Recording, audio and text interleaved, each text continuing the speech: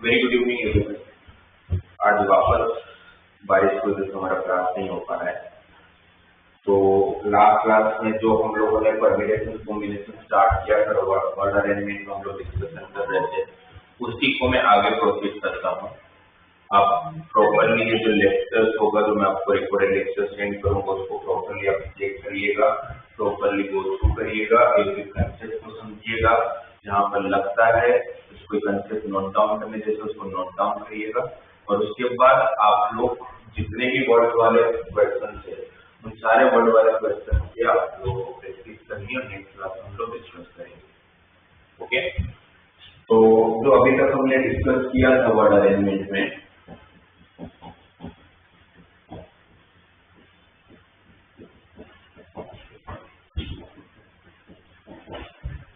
अब उस word arrangement में जो हमने लास्ट क्लास में एक वर्ड लेके जो पूरा हमारा डिस्कशन हुआ था, अब उस वर्ड के अंदर आप देखेंगे तो कोई भी लेटर रिपीट नहीं हो रहा था, है ना। But most of the words आप नोटिस करो कि मोस्ट ऑफ द वर्ड्स में तो कुछ ना कुछ तो रिपीट होता ही होता है। तो अगर रिपीटेशन आएगा तो क्या मेरे कंसेप्ट को या अरेंजमेंट को कुछ फर्क पड़ेगा या नहीं पड़ेगा, एक बार उसको चेक करते हैं। एक काम करते हैं, अपने छोटे सा वर्ड लेके डिस्कस करते हैं, जिससे अच्छे से आपको समझ आए। जैसे अगर मैंने ईयर एक वर्ड लिया और एक वर्ड लिया मैंने आई, दोनों में 3 अल्फाबेट, करेक्ट।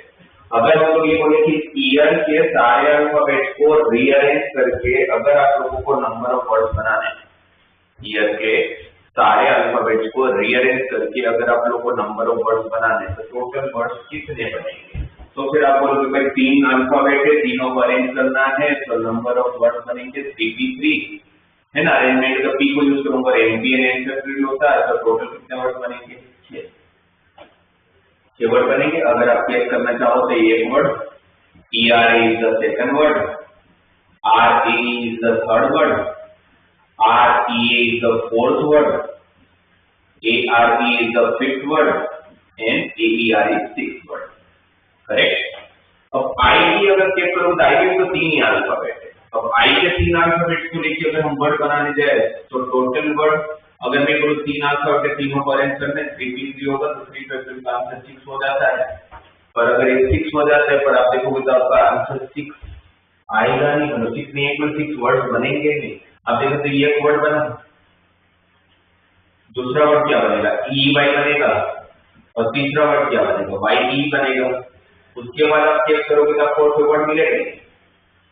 वो इसलिए नहीं मिलेगा कि 6 वर्ड नहीं मिल रहे, 6 वर्ड भी बन रहे हैं, पर वो क्या है कि जैसे कि ये ई को मैं यहाँ लाया और ये ई को मैं अगर यहाँ ले जाऊंगा तो उनके हिसाब से एक नया वर्ड है, बट हमारे हिसाब से तो सेम ही वर्ड होगा।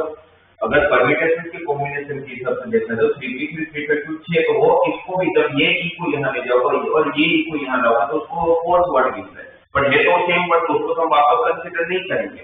इट मीन्स कि इन दोनों का अरेंजमेंट अपने को कोई फायदा नहीं, मतलब फायदा नहीं मीन्स कोई नया वर्ड मिलने वाला नहीं है।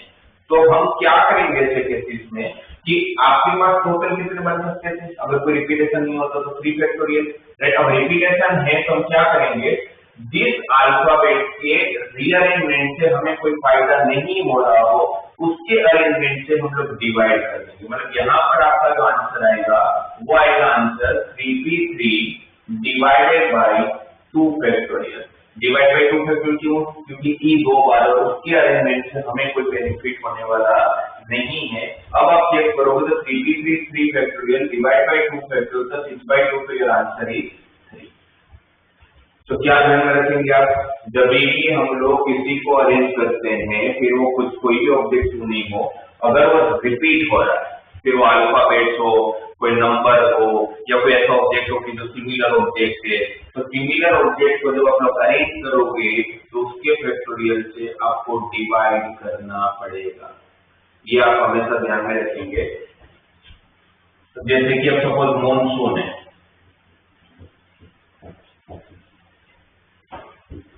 अब इस मॉनसून वर्ड में अगर आप देखोगे आपको सारे अल्फाबेट्स को लेके अगर रीअरेंज करना है तो how many alphabets are there 1 2 3 4 5 6 7। अब मुझे तो देखिए सातों वर्ड्स को रीअरेंज करके नए नए वर्ड्स बनाइए विद मीनिंग और विदाउट मीनिंग, तो आप कितने वर्ड्स बना पाओगे? तो मैं बोलूंगा 7p7, तो 7 फैक्टोरियल डिवाइडेड बाय, वो 3 बार रिपीट हो रहा है, इसके रीअरेंजमेंट से मुझे कोई फायदा नहीं है, तो 3 फैक्टोरियल, और n 2 बार रिपीट हो रहा है तो उसके लिए इंटू 2 फैक्टोरियल। तो 5040, 7 फैक्टोरियल 5040, 3 फैक्टोरियल 6 और 2 फैक्टोरियल 2, करेक्ट। तो final answer is 5040 divided by 12। फिर जैसे डिवाइड करोगे तो 12 4 द 48 और 12 2 द 24, तो टोटल सिर्फ कितने वर्ड बन पाएंगे? 420 वर्ड ही बन पाएंगे, क्योंकि रिपीटेशन है। और रिपीटेशन होने की वजह से ओ के अरेंजमेंट से हमें कोई फायदा नहीं है, एन के अरेंजमेंट से हमें कोई फायदा नहीं, तो उसके अरेंजमेंट को हमने डिवाइड कर लिया, करेक्ट। ध्यान में रखिएगा, काफी बच्चे मिस्टेक से क्या करते हैं, 3 ओ है, एन 2 है, 3 + 2 5, तो 5 + 12 से डिवाइड कर लेते हैं। ऐसा नहीं होगा, क्योंकि ओ के अरेंजमेंट को एन से कोई फर्क नहीं पड़ता, एन को ओ से कोई फर्क नहीं पड़ता, इसलिए ओ को अलग कंसीडर करेंगे, एन को अलग कंसीडर करेंगे, जो रिपीटेशन होगा उसका अलग अलग ग्रुप बनेगा। क्लियर? बस इतना ध्यान में रखना है, रिपीटेशन आएगा तो। बाकी जो नॉर्मल आपका विदाउट रिपीटेशन में जैसे कंसेप्ट यूज करते हैं, जिस तरह से लॉजिक हम यूज करते हैं क्वेश्चन सोल्व करने के लिए, वैसे रिपीटेशन में भी होगा। अब अलग अलग एक क्वेश्चन करके देखते हैं। सपोज हमारे पास दिया हुआ है मैथमेटिक्स लेते हैं, ठीक है।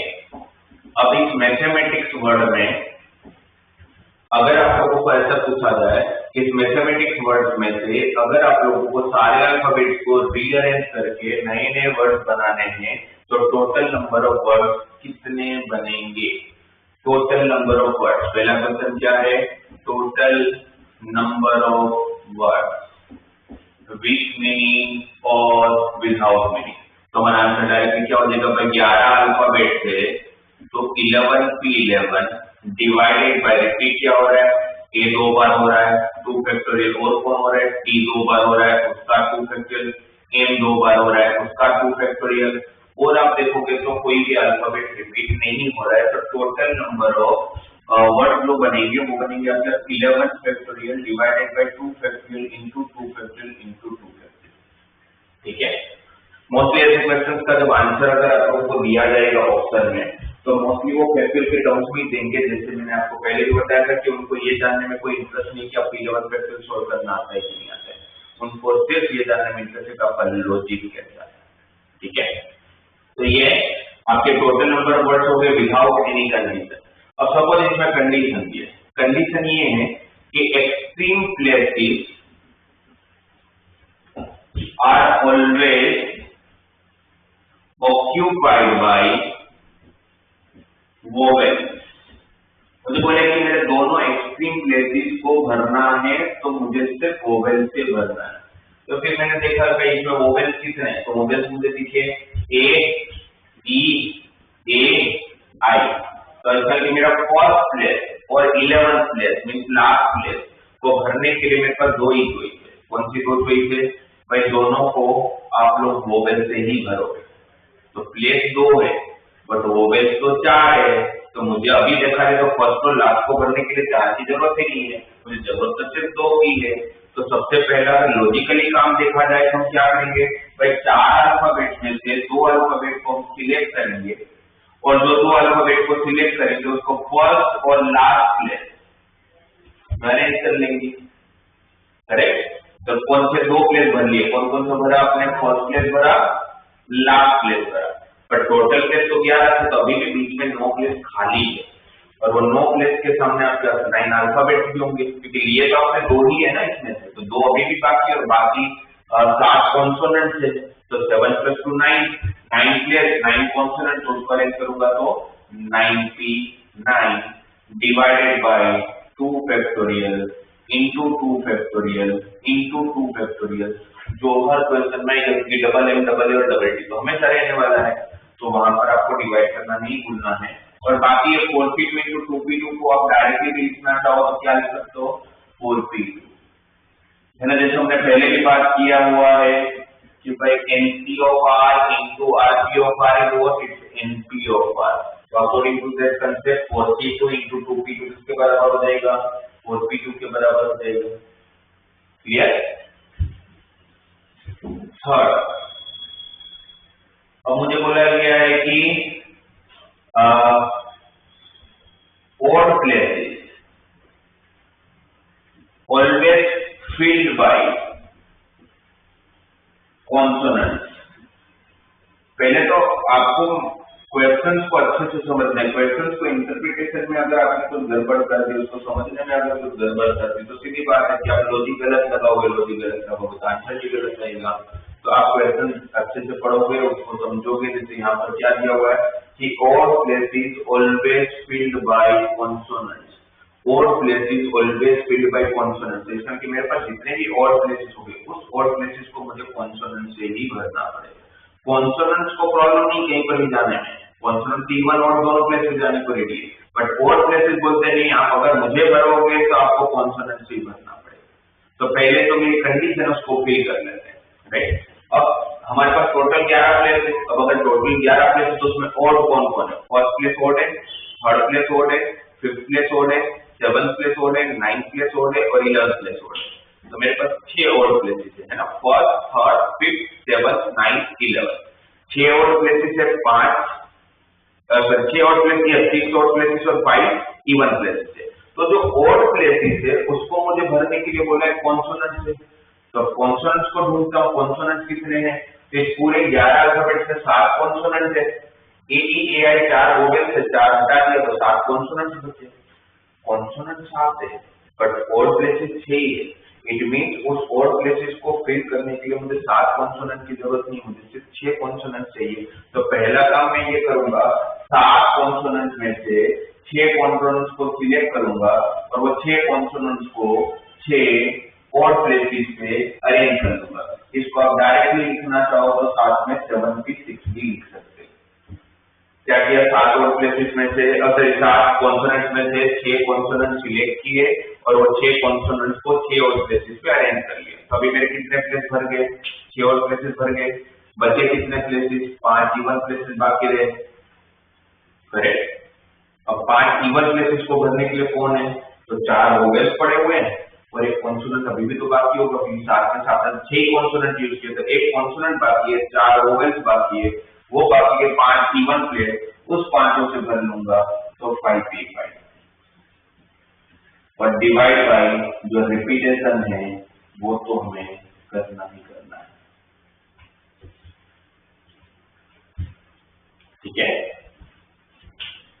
फिर नेक्स्ट अगर हम चेक करें तो नेक्स्ट क्वेश्चन में इसी मैथमेटिक्स को लेके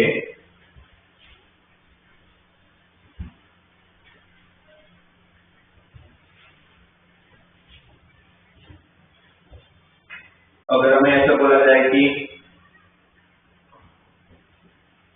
all the vowels always come together, मुझे सारे वोवेल्स हमेशा साथ में ही चाहिए।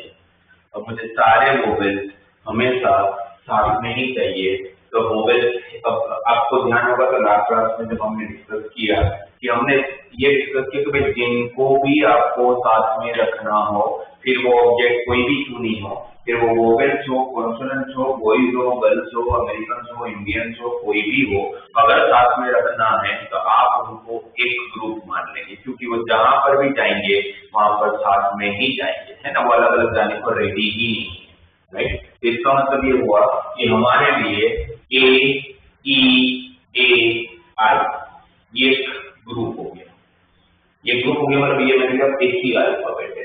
अब टोटल 11 से तो 4 को अगर एक माना तो बाकी बचे 7, तो जो पहले 11 अल्फाबेट हुआ करता था वो सिर्फ 8 ही है, 7 और 1 8।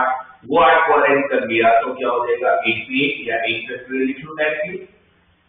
अब इसका मतलब है कि जब आठों साथ में अरेंज कर रहे हो तो ये चारों जहां पर भी जा रहे हैं वहां पर साथ में ही जा रहे हैं, वो अलग अलग जाने को रेडी नहीं है, राइट। पर ये चारों साथ में तो गए क्योंकि ग्रुप बना लिया आपने, आपके तो एक ही अल्फाबेट है, पर वो अंदर अंदर तो अरेंज हो सकते हैं ना, तो अंदर अंदर अरेंज हो सकते हैं, उसके लिए 4 फैक्टोरियल।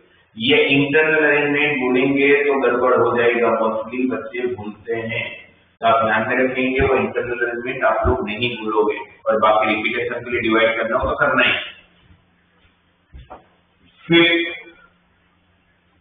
और उसके बाद अगर ऐसे दिया हुआ है नो वोवेल कम टूगेदर, मुझे बोला है कि इस तरह से अरेंज करिए कि कोई भी वोवेल साथ में नहीं आना चाहिए। वोवेल 4 है पर 4 में से किसी को भी मुझे साथ में नहीं रखना है। इट मीन वोवेल साथ में कब नहीं होंगे, जब वो कॉन्सोनेंट्स के बीच में अरेंज किया जाएगा, है ना। वोवेल साथ में कब नहीं होंगे, जब वो कॉन्सोनेंट्स के बीच में अरेंज किया जाएगा। तो जब आप कॉन्सोनेंट्स के बीच में अरेंज करोगे तो पहले इसका मतलब है कि कॉन्सोनेंट को अरेंज कर लेना पड़ेगा भाई, उसके लिए तो कोई कंडीशन ही नहीं हो, तो कैसे भी अरेंज होने को रेडी है। तो कॉन्सोनेंट है किसने, तो 7 कॉन्सोनेंट को जब अरेंज किया तो क्या हो जाएगा आंसर 7 फैक्टोरियल। और जब 7 कॉन्सोनेंट को अरेंज करोगे तो जो 7 कॉन्सोनेंट आप देखो तो एम है, टी है, एच है, एम है, टी है, सी है और एस है। ये 7 कॉन्सोनेंट्स को जब आपने अरेंज किया होगा तो उसका अरेंजमेंट के 7 की 7। अब वोवेल्स कहाँ अरेंज होने वाले हैं, कॉन्सोनेंट्स के बीच में। क्यों, क्योंकि क्वेश्चन में बोला गया है कि no vowel come together. That means अगर मुझे वोवेल को रखना है तो मुझे कहाँ रखना पड़ेगा, कॉन्सोनेंट के बीच में रखना पड़ेगा। तो कॉन्सोनेंट के आसपास में कितने प्लेस, 1 जो आगे वाला प्लेस 1 2 3 4 5 6 7 8, क्योंकि वोवेल यहाँ से चालू हो सकता है। जैसे नहीं कि आप इस प्लेस को कंसीडर नहीं करोगे, लास्ट को कंसीडर नहीं करोगे। तो फर्स्ट और लास्ट कंसीडर होने की वजह से जितने आपके पास यहाँ पर अल्फाबेट है आपको एक प्लेस उससे ज्यादा मिलता होगा, हमेशा ऐसा होगा। 5 है तो 6 प्लेस मिलेंगे, 6 है तो 7 प्लेस मिलेंगे। तो सेम है यहाँ पर अगर 7 कॉन्सोनेंट है तो 8 प्लेस मिलने वाले, तो 8 प्लेस मिलेंगे। बट हमें 8 प्लेस की जरूरत नहीं है क्योंकि वोवेल तो 4 ही है। तो 8 में से कोई भी 4 प्लेस को सिलेक्ट करके उस 4 प्लेस से किसको अरेंज कर लूंगा, वोवेल्स को, और बाकी बचे 2 फैक्टोरियल 2 फैक्टोरियल 2 फैक्टोरियल। सपोज आप 84 को मतलब क्योंकि 8 प्लेस हो, फिर सपोज मैंने कोई भी 4 प्लेस सिलेक्ट कर लिया, सपोज ये 4 प्लेस मैंने सिलेक्ट किया, ये 4 पे किसको अरेंज कर लिया, वोवेल को। तो आप बीच में क्या होगा, तो फिर वहां पर बीच में कॉन्सोनेंट साथ में आ जाएंगे। तो कॉन्सोनेंट तो साथ में हमें थोड़ी ना प्रॉब्लम है, प्रॉब्लम तो कब है जो वोवेल साथ में, जो उन्होंने मना किया है। ऐसे केसेस में जब आपको ऐसा क्वेश्चन आए तो आपको क्या करना है, जिसके लिए कंडीशन नहीं दिया हुआ है उसको पहले अरेंज कर लिया करो, और उसके आसपास के टोटल प्लेसेस कंसीडर कर लो। एक प्लेस हमेशा आपको ज्यादा मिलेगा, और फिर उसमें से जितने आपको जरूरत है, जितनी रिक्वायरमेंट है उतनी ले लो। जैसे कि अगर हमें बोला जाए कि भाई 7 अमेरिकन है और 5 इंडियन है, अब ये 5 12 के 12, 7 अमेरिकन 5 इंडियन, ये 12 लोग कहीं पर एक मीटिंग के लिए जमा हुए, अब उनको बिठाना एक रो है। बट कंडीशन ये दिया हुआ है कि भाई इनको जब आप बिठाओगे ना तो इंडियन साथ में नहीं बैठने चाहिए, इंडियन साथ में नहीं बैठने चाहिए। दिया क्या है, 7 अमेरिकन 5 इंडियन। तो इंडियन साथ में कब नहीं बैठेंगे, जब उनको आप अमेरिकन के बीच में बिठाओगे। तो इसके लिए मैं पहले अमेरिकन को अरेंज कर लूंगा। 7 अमेरिकन थे तो उनको अरेंज करने के लिए 7 फैक्टोरियल। अब उनके आजू बाजू प्लेस कितने मिलेंगे, तो 8, उसमें से मुझे कितने चाहिए, 5, क्योंकि इंडियन तो 5 ही है। तो क्या आंसर हो जाएगा 7 फैक्टोरियल इंटू 8p5।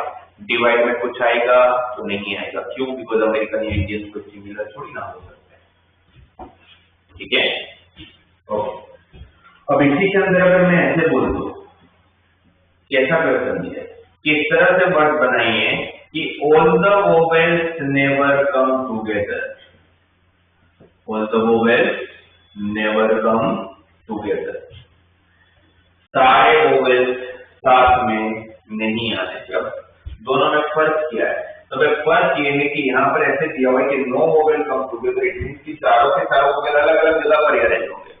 बट उसके नेक्स्ट वाले प्लेस में क्या हो रहा है, all the vowels never come together, it means कि सारे वोवेल्स आप साथ में नहीं ले सकते हो, 4 वोवेल है, चारों को साथ में ले नहीं सकते, बट आप 3 को साथ में ले सकते हो। 3 साथ में एक अलग, 2 साथ में बाकी 2 अलग, सारे अलग अलग भी चलेगा। जैसे तो फिर केसेस बनाने पड़ेंगे कि 3 को साथ में लिया, 1 को अलग रखा, फिर 2 को साथ में रखा, 2 साथ में रखा, बाकी 2 को साथ में रखा, 2 को साथ में रखा, बाकी दोनों को अलग अलग रखा, फिर सबको अलग अलग रखा। ऐसे तो फिर बहुत सारे केसेस बनेंगे, तो फिर बहुत कॉम्प्लिकेटेड हो जाएगा।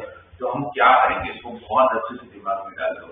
अगर आपको ऐसा क्वेश्चन आए कि जिसके अंदर never, all the vowels never come together, vowels की जगह पर ऑब्जेक्ट कुछ भी हो सकता है, all the vowels never come together, ऐसा क्वेश्चन आए तो आप इसका कॉन्ट्राडिक्ट सोचिए, इसका उल्टा सोचिए। All the vowels never come together का ऑपोजिशन क्या होगा कि भाई all the vowels always come together, सारे वोवेल साथ में नहीं होने चाहिए, उसका उल्टा क्या होने वाला है, सारे वोवेल साथ में होना चाहिए, और सारे वोवेल साथ में होना चाहिए, उसका आंसर मुझे ऑलरेडी पता है कि all the vowels always come together का आंसर ये है। पर ये तो वो वाला पार्ट है जो हमें चाहिए ही नहीं भाई। जब वर्ड बनाओ तो वर्ड तो दो ही टाइप के बनेंगे, एक ऐसे वर्ड बनेंगे जिसमें सारे वोवेल साथ में हो, और एक ऐसे वर्ड बनेंगे जिसमें सारे वोवेल साथ में ना। अब मुझे अगर ये पूछा जाए कि सारे वर्ड्स साथ में नहीं होने वाले कितने वर्ड्स होंगे, तो ऐसा भी तो बोल सकता हूँ, सारे वर्ड्स में से वो वर्ड्स को माइनस कर दो जिसके अंदर सारे वर्ड्स साथ में होंगे।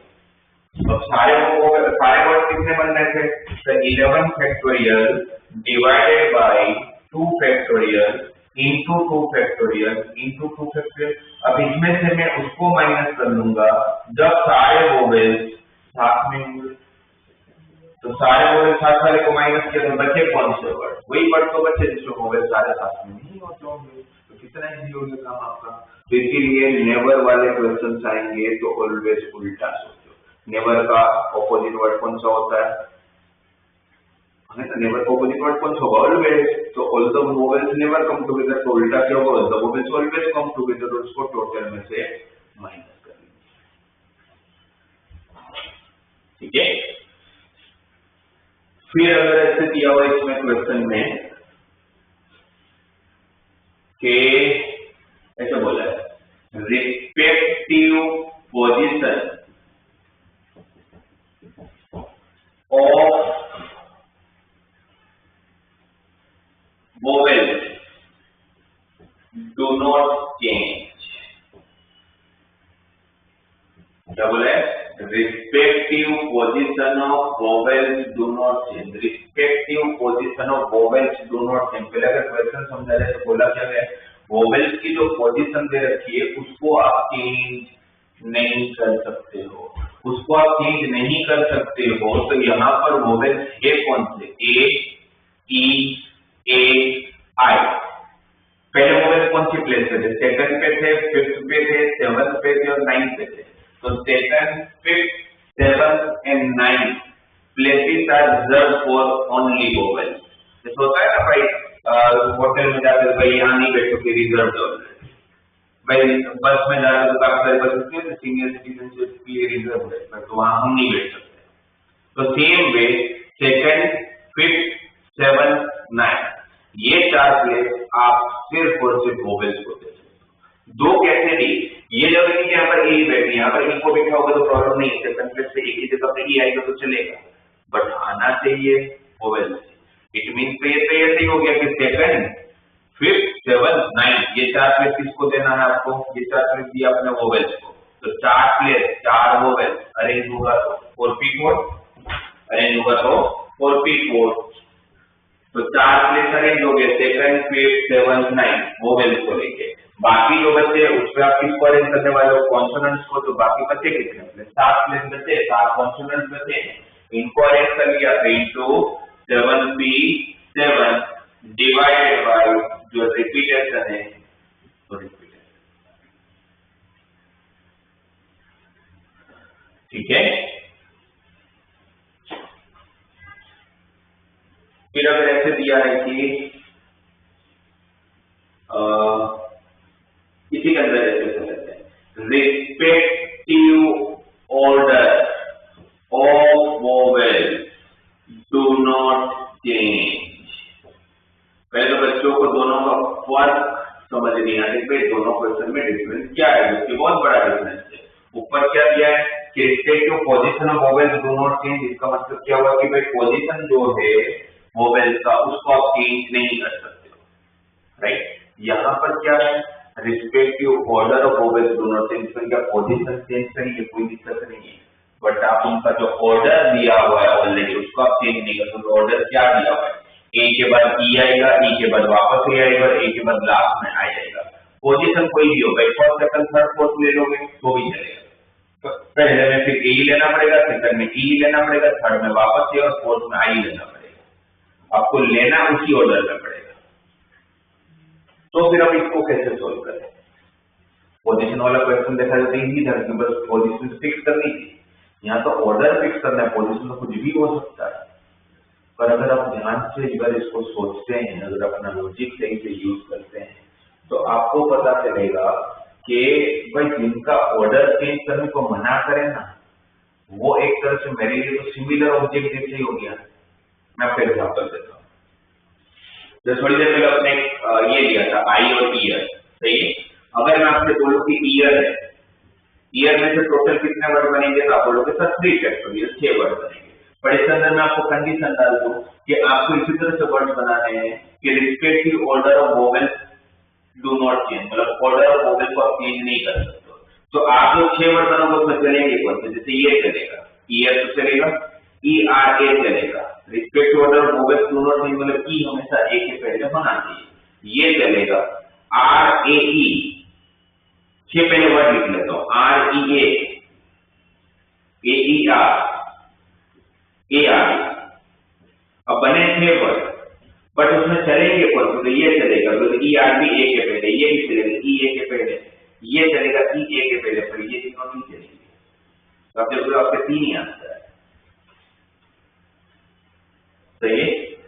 अब इसकी जगह पर अगर हम लोग आई करते हैं, तो आई के अंदर हमारे पास 3 अल्फाबेट 3 वर्ड बनते हैं, एक ये और एक ये, है ना। इसमें 3 बनने का रीजन क्या था, 3 फैक्टोरियल डिवाइड बाय 2 फैक्टोरियल किया था, क्योंकि 2 फैक्टोरियल इसलिए डिवाइड किया था क्योंकि ई 2 बार रिपीट हो रहा है, उसका अरेंजमेंट से हमें कोई फायदा नहीं। अगर आप ध्यान से अगर इन दोनों क्वेश्चंस को अगर देखते हो तो आपको पता चलेगा कि भाई यहाँ पर जो ये ऑर्डर था वोवेल्स का ई और ई, वो किसी ने बोला नहीं कि आप चेंज मत करो। मैं यहाँ पर ई को ले जा सकता था, यहाँ पर ई को ले जा सकता था, बट वहां पर ऑर्डर चेंज करके हमें कोई नया वर्ड ही नहीं मिल रहा था, हमें कोई फायदा हो ही नहीं रहा था। तो उसके अरेंजमेंट से जब हमें कोई फायदा नहीं हो रहा था, इसलिए हमने उसको फैक्टोरियल से डिवाइड कर दिया उसके अरेंजमेंट को, सही है ना। अब यहाँ पर अगर आप ये ए को यहाँ ले जाते हो और ये ई को यहाँ ले जाते हो तो एक नया वर्ड मिलता है ई आर, बट वो चलेगा नहीं, तो उन्होंने मना कर दिया आपको कि आप ऑर्डर चेंज नहीं कर सकते हो। इट मीन्स इनडायरेक्ट ऐसे होगा कि जिसका ऑर्डर हमें चेंज करने के लिए मना किया गया है वो तो हमारे लिए सिमिलर ऑब्जेक्ट जैसे हो गए। अब अगर वो हमारे लिए सिमिलर ऑब्जेक्ट जैसे हो गए हैं तो फिर जिनका ऑर्डर चेंज करने के लिए बोला जाएगा तो उसको मैं सिमिलर ऑब्जेक्ट मान लूंगा। तो मेरा आंसर आप देखो तो 3 जो चलेगा। तो आप बहुत अच्छे से इसको दिमाग में डालते हो तो कहीं नोट डाउन कर लो, जिनका ऑर्डर आपको चेंज करने के लिए मना किया जाए वो आपके लिए सिमिलर ऑब्जेक्ट की तरह ही ट्रीटमेंट देंगे, क्योंकि उनका ऑर्डर चेंज करोगे तो फायदा होगा ना, मना ही कर दिया है तो मुझे कोई फायदा ही नहीं है, तो इसीलिए वो सिमिलर ऑब्जेक्ट की तरह ट्रीट करेंगे। इसलिए अब इस क्वेश्चन में अगर हमें ये पूछा गया है कि respective order of vowels do not change, तो मेरे लिए सारे वोवेल्स सिमिलरिटी की तरह ही ट्रीट करेंगे। तो टोटल अल्फाबेट 11 था, 11 से फिर वो 4 वोवेल्स थे ई ए आई, है ना, जिस ऑर्डर में आप लोगों को रखना था, तो ये चारों मेरे लिए सिमिलर है तो उसका 4 फैक्टोरियल, फिर एम 2 बार है, टी 2 बार है। अब वापस ए के लिए 2 फैक्टोरियल अलग से मत करना, वो इसी के अंदर आ चुका है। तो ये आप बात करो। रिस्पेक्टिव ऑर्डर में काफी बार क्वेश्चन पूछ लेते हैं, बच्चे लोग नहीं कर पाते हैं, पर बहुत सिंपल है, ध्यान में रखिएगा। रिस्पेक्टिव ऑर्डर जिसका मना कर दिया जाए वो आपके लिए सिमिलर ऑब्जेक्ट है। अभी रिसेंटली एग्जाम में जेडब्ल्यू के एग्जाम में पूछा था, ऐसा क्वेश्चन था कि 10 बच्चे हैं A1 A2 A3 up to the A10, बोले एक डिबेट कंपटीशन में पार्टिसिपेट करते हैं, इसके बाद एक स्टेज पे भेजना है, आप ऑर्गेनाइजर हो, पर आप इस तरह सोचो इसके बाद एक स्टेज पे भेजोगे कि A1 always speaks before A2 and A2 always speaks before A3। मतलब A1 A2 के पहले बोलना चाहिए, A2 A3 के पहले बोलना चाहिए। तो फिर पूछा कि कितने अलग अलग तरीकों से आप उन 10 बच्चों को स्टेज पे भेज सकते हो। तो भाई A1 से A10 10 स्टूडेंट है, मैं भेजना तो कैसे भी भेज सकता था, बट एक कंडीशन दे रखी है कि भाई इनडायरेक्टली क्या बोल दिया, A1 A2 A3 का ऑर्डर चेंज नहीं कर सकते। A1 A2 के पहले बोलना चाहिए, A1 पहले बोले, A2 6 बोले, A3 10 बोले, वो चलेगा, था नहीं, तीनों साथ में जाना चाहिए। A1 always fix before A2, A2 always fix before A3, but ऐसे थोड़ी बोले कंसेक्यूटिव बोलो भेजना है। कंसेक्यूटिव भेजना होता तो मैं एक ग्रुप ले लेता, उनको कंसेक्यूटिव नहीं भेजना है। उन्होंने भेजे बोले कि ऑर्डर बदलना नहीं, A1 A2 के पहले जाके मतलब डिबेट कॉम्पिटिशन में पार्टिसिपेट करा है तो वहां पर स्टेज पे जाके बोले, A2 हमेशा A3 के पहले जाके बोले। तो इनडायरेक्टली A1 A2 A3 का ऑर्डर चेंज नहीं करना, तो मेरे डायरेक्ट आंसर क्या हो जाएगा, 10 फैक्टोरियल डिवाइड बाय 3 फैक्टोरियल। यह क्लियर। तो मैथमेटिक्स को लेके मैंने थोड़े अलग अलग टाइप के क्वेश्चंस करवाए, वर्ड कोई भी दे सकते हैं आप लोगों को, है ना। तो आप नए नए वर्ड को लेके काफी सारे क्वेश्चंस आपको मॉड्यूल्स और एनसीईआरटी में मिलेंगे थोड़े, तो उसको लेकर आप प्रैक्टिस करेंगे तो आपके कंसेप्ट और क्लियर होंगे, है ना। अगर एनसीईआरटी की बात करें तो एनसीईआरटी में एक थोड़ा अच्छा क्वेश्चन है जिसके अंदर एक पार्ट अच्छा है, मैं डिस्कस करता हूँ आपके साथ। एक्सरसाइज 6.3 में क्वेश्चन नंबर 11 क्या दिया हुआ है उस क्वेश्चन में,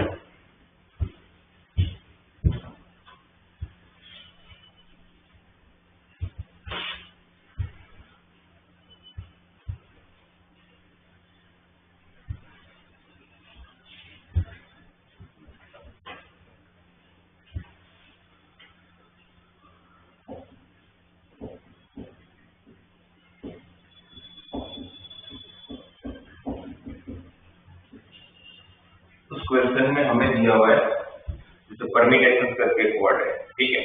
आपको बोला गया है कि how many ways can the letter of the word permutations be arrange, permutations be arrange. और पहला क्वेश्चन है उसके अंदर word start with P and end with H.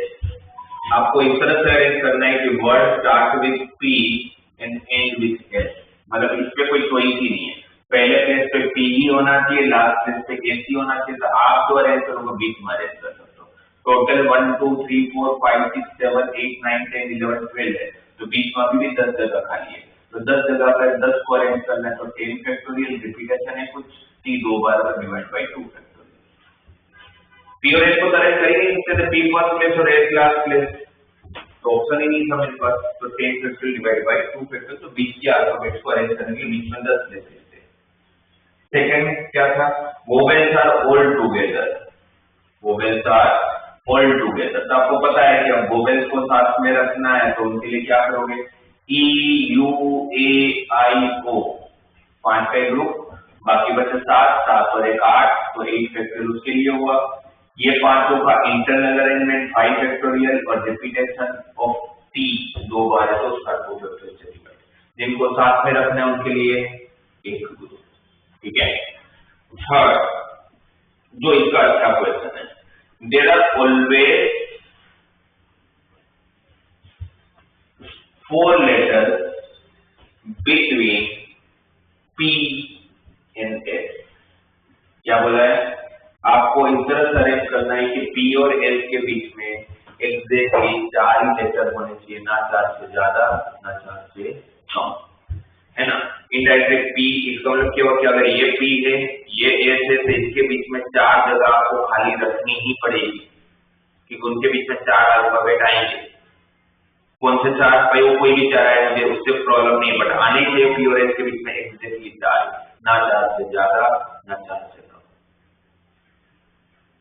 ठीक है ना। क्वेश्चन का मतलब क्या, P और S के बीच में एग्जैक्टली 4 लेटर आने चाहिए। तब इसको हम क्या करते हैं भाई, हमें पता है कि P हमारे पास टोटल 11 प्लेस, सॉरी 12 प्लेस है, परमिटेशन में टोटल 12 अल्फाबेट तो 12 प्लेस है, तो मैं P और S के ऐसे प्लेस दे देता हूँ कि उनके बीच में 4 प्लेस खाली रहे। बहुत सारे लॉजिक हो सकते हैं इसको सोल्व करने के, बट मुझे जो लग रहा है कि जो सबसे इजी है वो अगर देखा जाए तो अगर मेरे पास 12 प्लेस है, तो अगर मैंने फर्स्ट प्लेस अगर P को दिया, अगर मैंने फर्स्ट प्लेस P को दिया, ये P है ये S है, फर्स्ट प्लेस अगर मैंने पी को दिया तो सेकंड, थर्ड, फोर्थ, फिफ्थ खाली रखूंगा, क्योंकि पी और एस के बीच में एग्जैक्टली 4 लेटर होंगे, तो फिर एस मुझे 6 प्लेस पे रखना पड़ेगा। 7 पे रखोगे तो भी नहीं चलेगा, तो बीच में 5 आ जाएंगे, तो आपको एग्जैक्टली अगर पी फर्स्ट प्लेस पे तो एस 7 पे ही होगा। अगर पी सेकंड प्लेस पे सपोज तो ये 7 प्लेस पे होगा, पी अगर थर्ड प्लेस पे तो ये 8 प्लेस पे होगा, पी अगर फोर्थ प्लेस पे तो ये 9 प्लेस पे होगा, पी अगर फिफ्थ प्लेस पे तो ये 10 प्लेस पे होगा, पी अगर 6 प्लेस पे तो ये 11 प्लेस पे होगा, पी अगर 7 प्लेस पे है तो ये 12 प्लेस पे होगा। 12 से ज्यादा प्लेस ही नहीं है।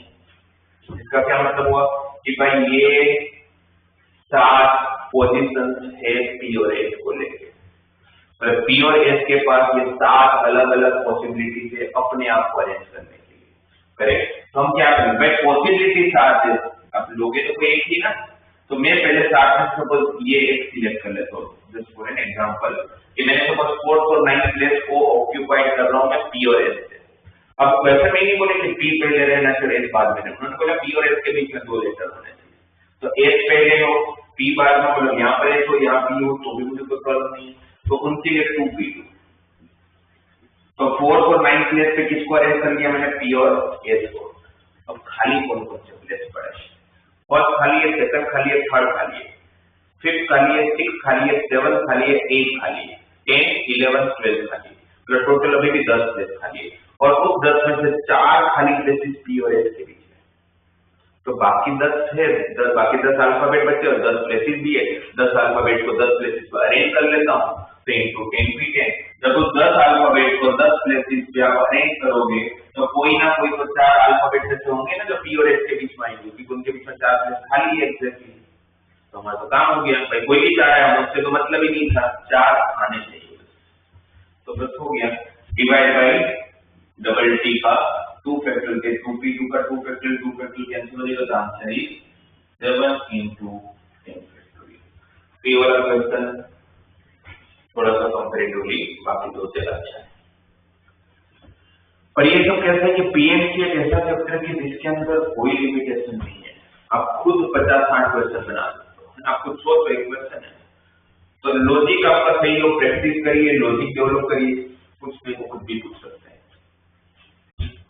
आई होप आपको समझ में आया होगा। तो वर्ड को लेके ये जो मैंने आपको क्वेश्चन बताया, इस तरह से आप लोग प्रैक्टिस करिएगा, वरना आपका लॉजिक डेवलप नहीं होगा। मेरे करवाने से आपको कोई फायदा नहीं, बस आपको थोड़ा आइडिया बस मैं दे रहा हूँ कि सोचते कैसे हैं, बाकी तो आपको ही करना है।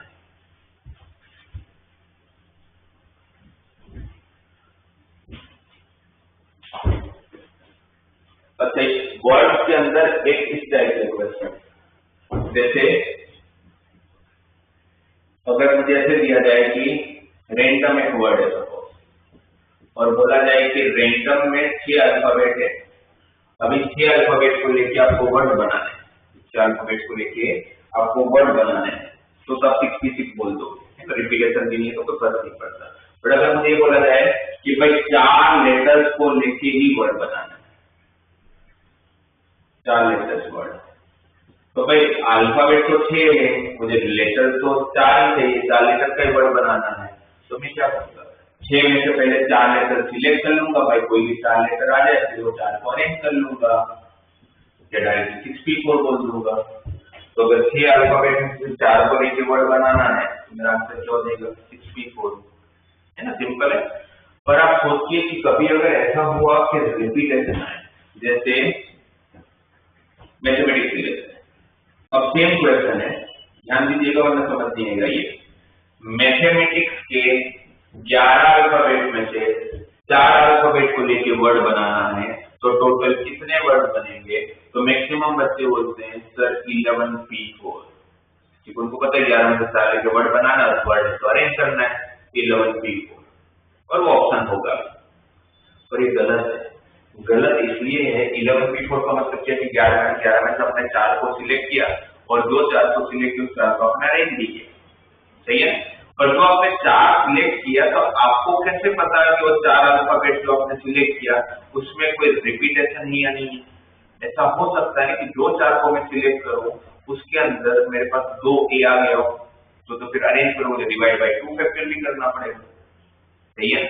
और टेंशन इसमें नहीं था क्योंकि रिपीटेशन नहीं था, इसीलिए ऐसे क्वेश्चन में पहले आपको सोच लेने का किस किस टाइप के वर्ड्स बन सकते हो, वो केसेस बना लेने का। जैसे अगर मैथमेटिक्स में के 4 अल्फाबेट को लेकर अगर मैं वर्ड बनाता हूँ तो इसके अंदर क्या रिपीट हो रहा है, एम 2 बार है, ए 2 बार है, टी 2 बार है, SEICS रिपीट नहीं हो रहा है। तो मेरे पास 3 अलग अलग टाइप के वर्ड बन सकते हैं। एक ऐसा वर्ड कि भाई जिसके अंदर MEIC मतलब चारों अलग अलग अल्फाबेट में से वर्ड बन रहा है। एक ऐसा बन सकता है कि जिसके अंदर एक अल्फाबेट रिपीट हो रहा हो बट बाकी 2 रिपीट नहीं हो रहा।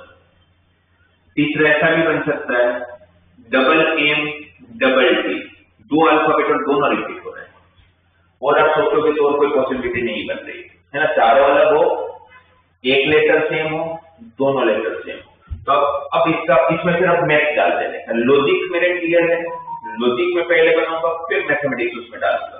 तो मेरे पास अगर नो रिपीटेशन, ये केस कौन सा हुआ, नो रिपीटेशन वाला, कि भाई मैं किसी को रिपीट नहीं कर पा रहा हूं। तो अगर आप किसी को रिपीट नहीं कर रहा हो तो फिर आपके 11 अल्फाबेट कहां से हुए, फिर तो 1 2 3 4 5 1 ही 1 ए 1 में से 8 ही हुआ। तो 8 को लेके जब आप अरेंज करोगे तो आपका आंसर क्या हो जाएगा, 8 3 4। और इसमें डिवाइड कुछ होगा नहीं क्योंकि रिपीटेशन हो ही नहीं रहा है, करेक्ट। अगर यहां की बात करेंगे तो 1 लेटर इज अलाइक, एक लेटर रिपीट हो रहा है ना। तो एक लेटर जब रिपीट हो रहा है तो एक लेटर को जब मुझे रिपीट करवाना है तो मेरे पास 3 पॉसिबिलिटी, भाई एम को भी रिपीट करवा सकता था, ए भी रिपीट हो सकता था, टी भी हो सकता था। तो पहले एम, ए और टी ऐसा मान लो कि एक ग्रुप है, इस 3 में से एक ग्रुप मैंने सिलेक्ट किया 3C1, इस 3 में से एक ग्रुप सिलेक्ट किया 3C1। तो वो 3C1 का मतलब कि 3 में से एक ग्रुप सिलेक्ट हुआ तो 2 अल्फाबेट आ गए, तो बस ये आएगा डबल ए आ गया। तो आपको तो 4 चाहिए, तो अभी भी 2 लेने बाकी है, तो वो बाकी के 2 आप कहां से लोगे, तो बाकी के 2 कहां से लेंगे। तो अगर मैंने डबल ए लिया होगा तो 1 एम 1 टी और 5 टी, तो बाकी 7 बचे, उसमें से मैं बाकी 2 लूंगा। यहाँ पर मैक्सिमम बच्चे डायरेक्टली 5C2 करके आ जाते हैं, उनको लगता है एक रिपीट हो गया, 2 अल्फाबेट आ गए, बाकी 5 में 2 ले लेते हैं। मैं डबल ए लिया होगा तो 1 एम और 1 टी तो आ ही सकता था ना, इसलिए वो गड़बड़ नहीं करनी है। तो अब क्या हुआ, 2 यहाँ आ गए, अब बाकी में जो सारे एक ही है बट वो तो पूरा ग्रुप है ना डबल ए का, यहाँ 2 अल्फाबेट आया, यहाँ 2 आया, 4 हो गया, वो 4 को अरेंज करूंगा तो 4 फैक्टोरियल डिवाइड बाय 2 फैक्टोरियल। क्यों 2 फैक्टोरियल, बिकॉज एक अल्फाबेट रिपीट हो रहा है, राइट। अब अगर यहाँ की बात करूंगा तो 2 letters are alike, 2 letters are alike, ये भी रिपीट हो रहा है, ये भी रिपीट हो रहा है। तो 2 को रिपीट करवाना है तो आपके पास क्या क्या है, तो इससे double M double A, double M double T, double A double T. It means मेरे पास 3 ग्रुप है, 3 में से कोई भी 2 ग्रुप उठा लेता हूँ, जैसे मैं 2 ग्रुप उठाऊंगा तो मेरे 4 लेटर आ जाएंगे, फिर वो 4 लेटर आ जाएंगे, उनको अरेंज कर लेता हूँ, तो 4 factorial divide by 2 factorial into 3 possibility को अलग अलग काउंट कर लिया। फिर ऐसा भी हो सकता है और ऐसा भी हो सकता है और ऐसा भी हो सकता है, आपको पता है और के लिए क्या करते हैं प्लस, इसका आंसर इसका आंसर इसका आंसर को ऐड कर लूंगा तो मेरा फाइनल आंसर आ जाएगा। मतलब कभी कभी ऐसे क्वेश्चन में ये भी पूछते हैं कि आपको मैथमेटिक्स में सिर्फ 4 अल्फाबेट्स को सिलेक्ट करना है तो कितनी चॉइस होगी। तो अगर सिर्फ सिलेक्ट ही करना है तो फिर मेरे आंसर में जैसे 84 का मतलब क्या था, 84 into 4p4 है ना, फिर आपने इसको 84 लिखा हमने। तो अगर सिर्फ कॉम्बिनेशन सिलेक्ट ही करना होता, अरेंज नहीं करना होता, तो मैं सिर्फ सी वाले जो टर्म है ये और ये इसको ऐड कर लेता है ना। वो क्वेश्चन में दिया हुआ सिर्फ सिलेक्ट करना है कि पूरे वर्ड बनाना है, मोस्टली वर्ड बनाना होगा, बट हो सकता है कि सिर्फ सिलेक्शन की बात है। तो ऐसे जब भी रिपीटेशन वाले क्वेश्चन आएंगे तो केसेस बनाने पड़ेंगे, आप डायरेक्टली नहीं कर पाओगे क्योंकि आपको नहीं पता है कि जब आप सिलेक्ट करोगे तो रिपीटेशन होगा या नहीं होगा, इसलिए रिपीटेशन के लिए केस, नो रिपीटेशन के लिए केस। और उसमें रिपीटेशन होगा तो फिर एक लेटर लाइक है, एक लेटर रिपीट हो रहा है, 2 लेटर रिपीट हो रहे हैं। किसी में ऐसा भी हो सकता है कि जिसमें एक अल्फाबेट 3 बार हो तो उसके लिए अलग केस। क्लियर?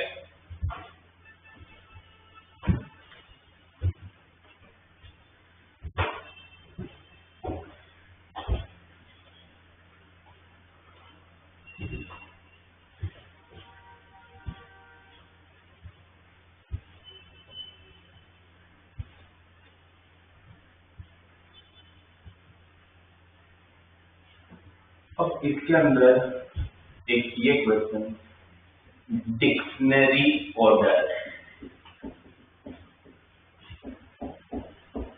नाम में ही आप देखेंगे तो डिक्शनरी ऑर्डर, आपने मैंने हम सब लोगों ने डिक्शनरी कभी ना कभी यूज किया है, राइट। तो हम सब लोगों को पता है कि डिक्शनरी जब होगा तो अल्फाबेटिकल ऑर्डर में होता है, जिससे हमें वर्ड ढूंढने में इजी हो। अब यहाँ पर कैसा क्वेश्चन होगा, यहाँ पर कोई वर्ड दे देंगे आपको, कोई वर्ड दे देंगे जिसका अगर ये ऑर्डर, अब मुझे पूछा जाए कि ऑर्डर जिसके अंदर 5 अल्फाबेट है, ठीक है, 5 अल्फाबेट को लेके आप टोटल कितने वर्ड बना सकते हो। तो मैं बोलूंगा भाई 5 अल्फाबेट को लेके मैं total 5 factorial divide by 2 factorial word बना सकता हूँ, 120/2 तो मैं 60 वर्ड बना सकता हूँ, विद मीनिंग और विदाउट मीनिंग।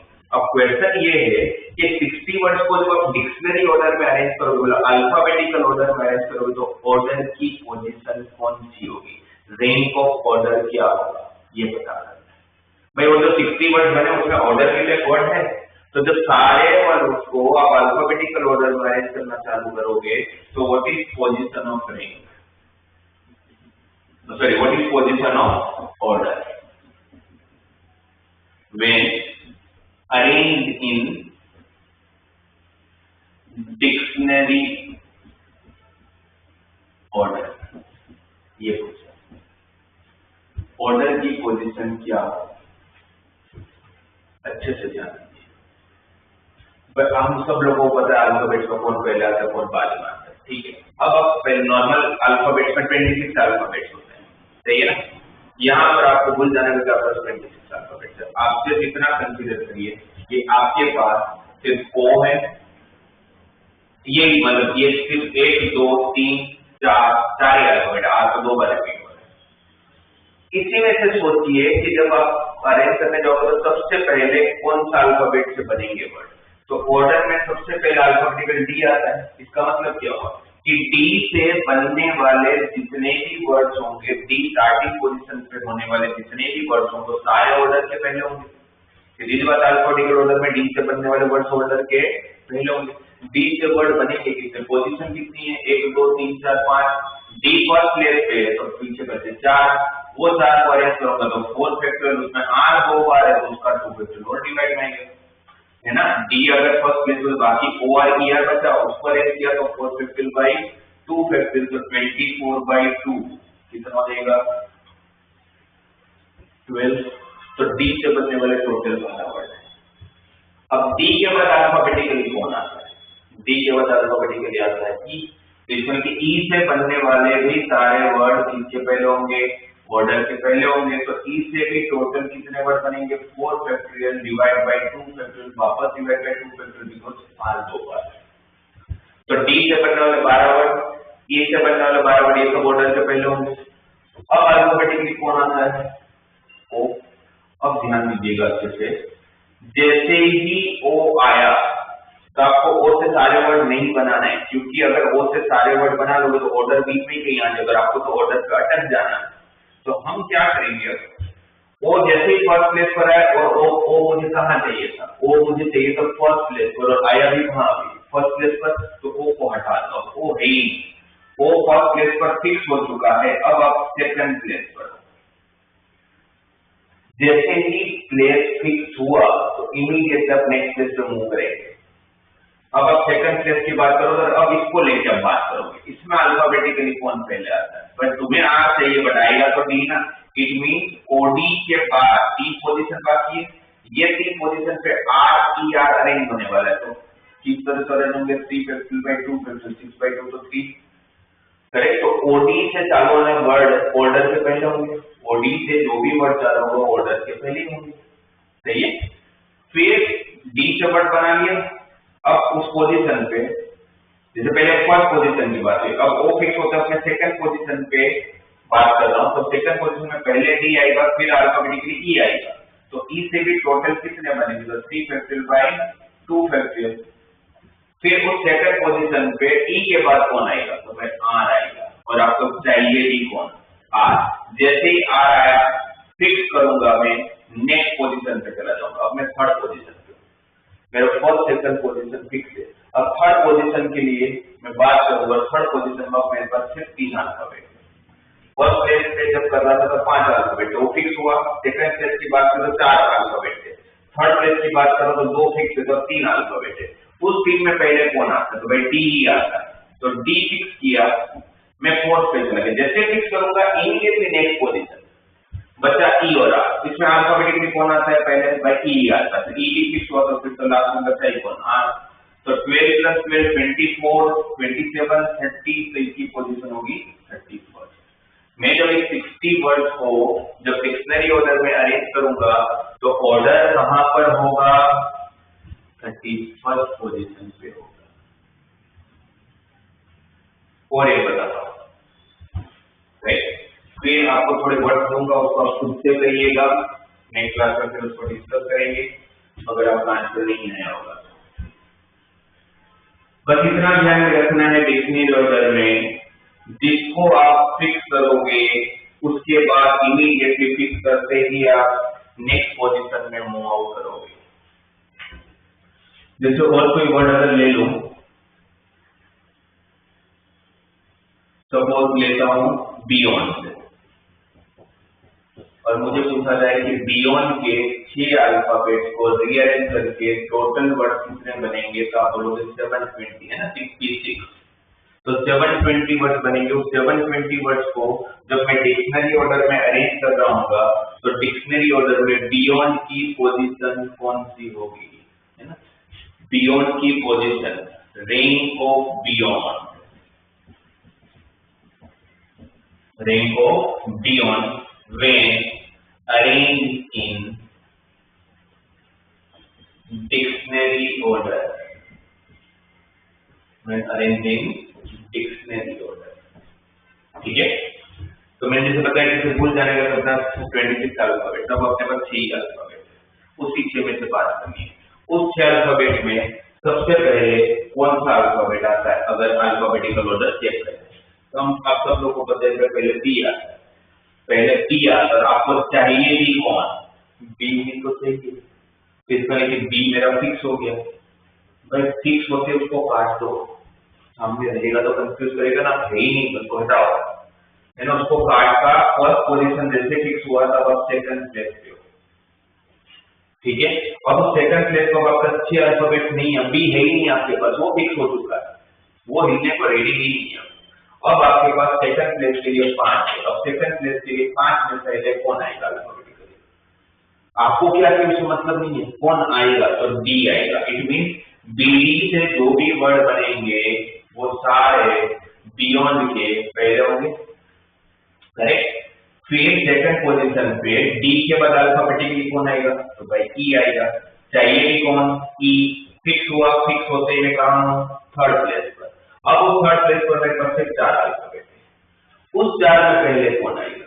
आपको वाई चाहिए, उससे कोई लेना देना नहीं है, आएगा कौन? तो डी। तो बीईडी से जो भी वर्ड बनेंगे वो बियॉन्ड के पहले ही तो होंगे। यस, बीईडी से जो भी वर्ड बनेंगे वो किसके पहले होंगे? बियॉन्ड के पहले ही तो होंगे, राइट। फिर ये डी के बाद अल्फाबेटिकली कौन आएगा? तो भाई एन आएगा। तो बी एन से जो बनेंगे वो भी तो बियॉन्ड के पहले ही तो होंगे। फिर एन के बाद कौन आएगा? तो ओ आएगा। ओ से भी जो भी वर्ड बनेंगे, बी ओ से जो वर्ड बनेंगे वो भी तो बियॉन्ड के पहले ही होंगे। फिर वाई आएगा, और वाई भी चाहिए तो वाई फिक्स हुआ, 3 + 6 अब फोर्थ पोजीशन पे, और उस फोर्थ पोजीशन पर आपके फिर ये 3 अल्फाबेट है। इस 3 में पहले कौन आएगा? तो डी। तो बीई वाई डी से चालू होने वाले वर्ड जो होंगे वो बियॉन्ड के पहले होंगे। बी वाई डी सब बनेंगे कितने? दो कोई अरेंज करना है, ओ एन और एन। फिर वाई बी वाई फिक्स है, डी के बाद अल्फाबेटिकली कौन आएगा? तो भाई एन आएगा। तो बी वाई एन से भी तो ओ एन डी अरेंज होंगे तो 2 फैक्टोरियल बनेंगे, मतलब 2 वर्ड्स बनेंगे। फिर बी ई वाई फिक्स है, अब डी हो गया, एन हो गया, तो ओ का टर्न है, अब ओ ही आएगा और ओ ही चाहिए। कहां पहुंच गया? 5th place. अब फिफ्थ प्लेस के लिए आपके पास ये दो कोड देखना है आपको, कौन पहले आएगा कौन बाद में आएगा। तो डी पहले आएगा, एन बाद में आएगा, तो ये वर्ड हुआ। और डी ई वाई ओ तो फिक्स हो ही चुके थे, हम तो अरेंज किसको कर रहे थे, एन और डी को। तो अल्फाबेट में डी पहले आया, एन बाद में, तो नेक्स्ट जो आएगा वो एन डी तो आएगा। तब आप देखोगे तो 24, 30, 36, 42, 44, 46, 47 एंड 48। आपकी पोजीशन कौन सी हो गई, 48। 720 वर्ड्स को जब आप डिक्शनरी ऑर्डर में अरेंज करोगे तो बियॉन्ड 48 पोजीशन का आ जाएगा। क्लियर है?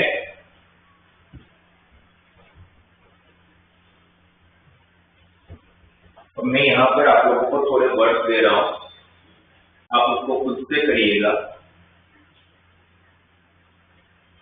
16 second chemistry, third gravity, institute का नाम,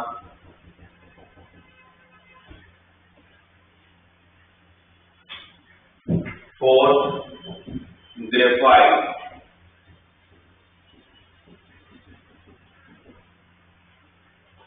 ये चार आप एक बार करके देखिएगा डिक्शनरी ऑर्डर में। जब आप करोगे तो आपका आंसर क्या आएगा।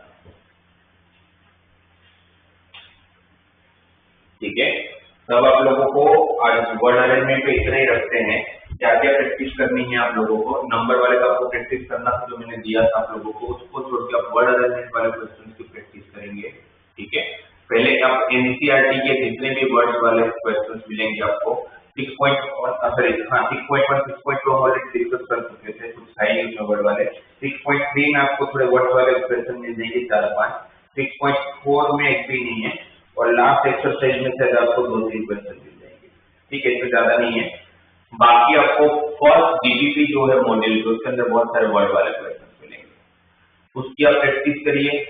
उसके पहले ये 4 वर्ड जो मैंने दे रखा है डिक्शनरी ऑर्डर वाले, इनको डिक्शनरी ऑर्डर वाले करोगे तो इनका रैंक कौन सा आएगा वो आपको ढूंढना है। राइट, नेक्स्ट क्लास में इसके ऊपर हम लोग डिस्कशन करेंगे, इसमें जो भी आपका डाउट होगा उस पर हम लोग डिस्कशन करेंगे। क्लियर है? Okay, thank you so much.